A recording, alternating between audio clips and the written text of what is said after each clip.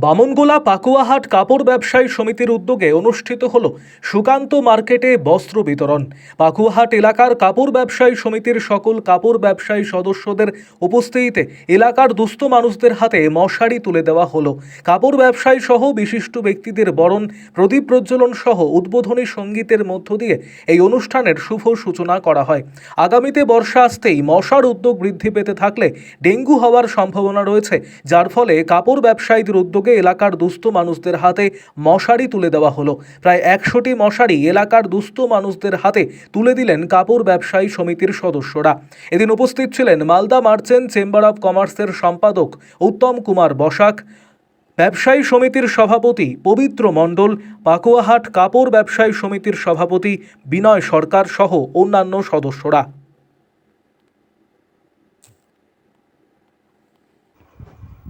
আরও আপডেট থাকতে আমাদের ভিডিও শেয়ার ও ফেসবুক পেজটিকে লাইক করে ফলো করে দিন।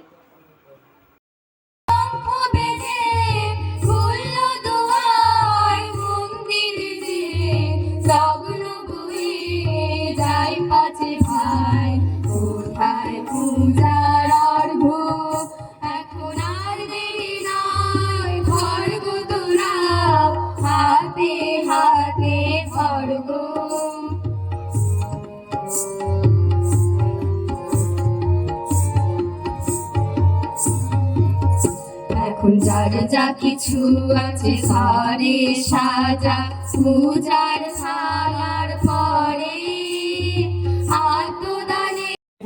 উত্তম কুমার বসাক মহাশয়, মালদা মার্চেন্ট চেম্বার অব কমার্সের সম্পাদক, জোরে হাততালি দেবেন আজকের প্রথম মহজনী অনুষ্ঠানের প্রথম মশারি। লক্ষ্মী রায়, বাবলি মণ্ডল আছেন? আচ্ছা।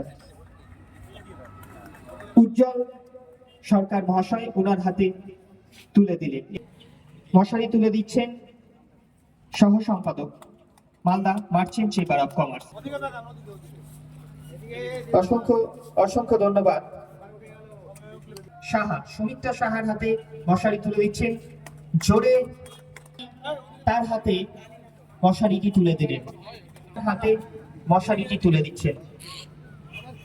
আজকে পাকুয়াহাট বস্ত্র ব্যবসায়ী সমিতির পক্ষ থেকে মশারি বিতরণ হচ্ছে। যে আগামীতে বর্ষা আসছে, বর্ষায় যে ডেঙ্গু বা নানান রকম যে অসুখ হতে পারে, তার জন্য সেফটির জন্যই এই মশারি বিতরণ করছে আমাদের পাকুয়াহাট ব্যবসায়ী বস্ত্র ব্যবসায়ী সমিতির পক্ষ থেকে। কিসের জন্য এই উদ্যোগটা বিশেষ করে?